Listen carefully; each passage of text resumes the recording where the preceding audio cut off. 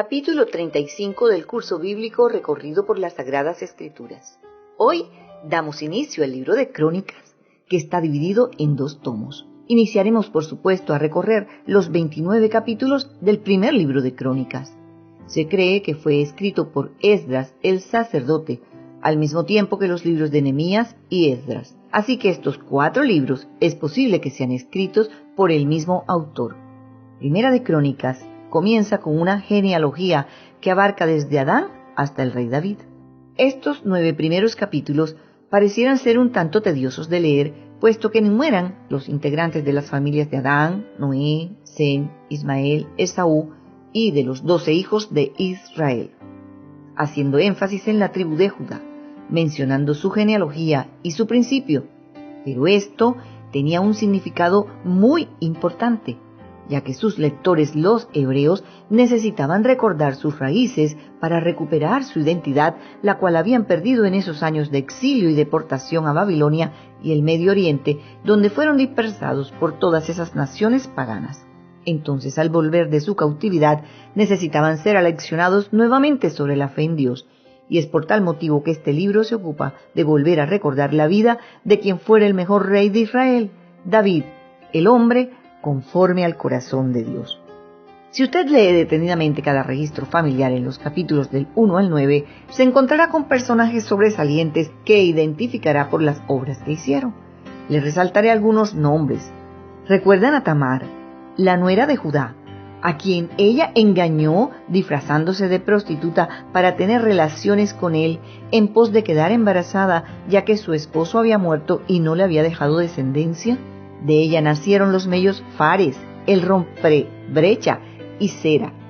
En la misma tribu de Judá sobresale Jabes, aquel cuyo nombre significaba dolor, de quien narra la escritura fue más ilustre que todos sus hermanos, puesto que oró a Dios y le pidió que le bendijera y ensanchara su territorio, y la oración contestada le cambió su vida.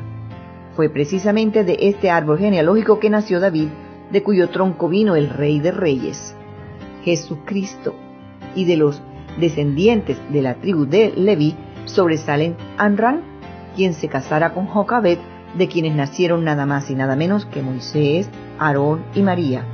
De la tribu de Benjamín vino el rey Saúl. Seguramente que usted encontrará mucho más de lo que yo le puedo mencionar en este corto relato. Nos alegra saber que muchas de las personas que han estado viajando con nosotros en este recorrido a través de la Biblia han descubierto la importancia de cada libro y que su estudio es sumamente atrayente.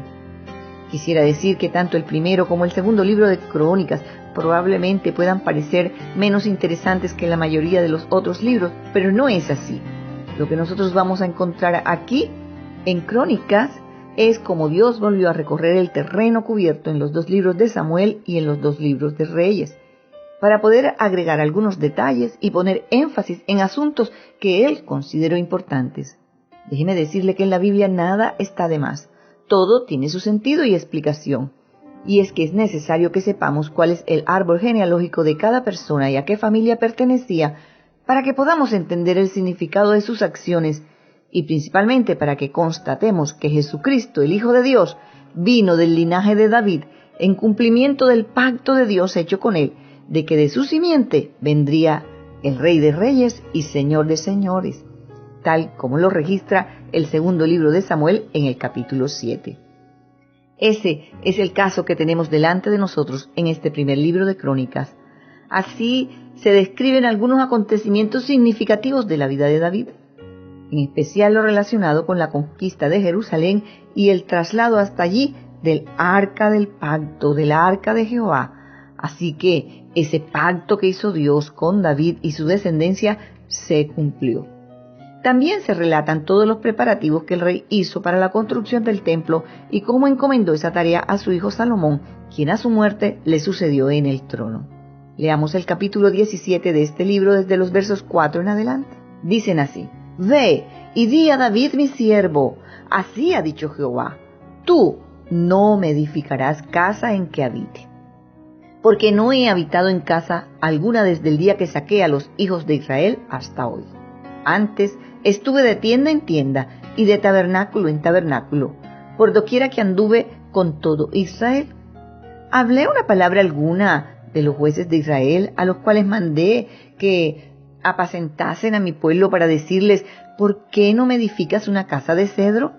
Por tanto, ahora dirás a mi siervo David, así ha dicho Jehová de los ejércitos, yo te tomé del redil, de detrás de las ovejas, para que fueses príncipe sobre mi pueblo Israel, y he estado contigo en todo cuanto has andado, y he cortado a todos tus enemigos de delante de ti, y te haré gran nombre, como el nombre de los grandes en la tierra. Asimismo he dispuesto lugar para mi pueblo Israel, y lo he plantado para que habite en él y no sea más removido. Ni los hijos de iniquidad lo consumirán más como antes. Y desde el tiempo que puse los jueces sobre mi pueblo Israel, mas humillaré a todos sus enemigos. Te hago saber además que Jehová te edificará casa. Y cuando tus días sean cumplidos para irte con tus padres, levantaré descendencia después de ti a uno de entre tus hijos y afirmaré su reino. Él me edificará casa y yo confirmaré su trono eternamente. Yo le seré por padre y él me será por hijo. Y no quitaré de él mi misericordia como la quité de aquel que fue antes de ti, sino que lo confirmaré en mi casa y en mi reino eternamente, y su trono será firme para siempre, conforme a todas estas palabras y conforme a toda esta visión. Así habló Natán a David. Así que el rey David se ocupa de organizar la nación en todas las áreas sociales, gubernamentales, religiosas, económicas. Fue un guerrero valiente y esforzado que acompañaba a sus ejércitos en las batallas con las que derrotaba a sus enemigos, principalmente a los filisteos. Con sus triunfos amplía y extiende sus dominios. También derrota a los moabitas, venció a los sirios y los hizo sus siervos y tributarios. Se enfrentó con los hijos de Amón, con la nación de Edom, con los amalecitas, y derrotó a todos sus enemigos, y sus valientes mataron a todos los gigantes. Donde quiera que David peleaba, Dios le daba la victoria. Y así acumuló grandes riquezas que tenían como propósito la construcción del templo para Dios. En el capítulo 29, último del primer libro de Crónicas, se narra la muerte del rey David, y con él terminamos el recorrido de este libro para iniciar en el próximo capítulo con segundo de Crónicas.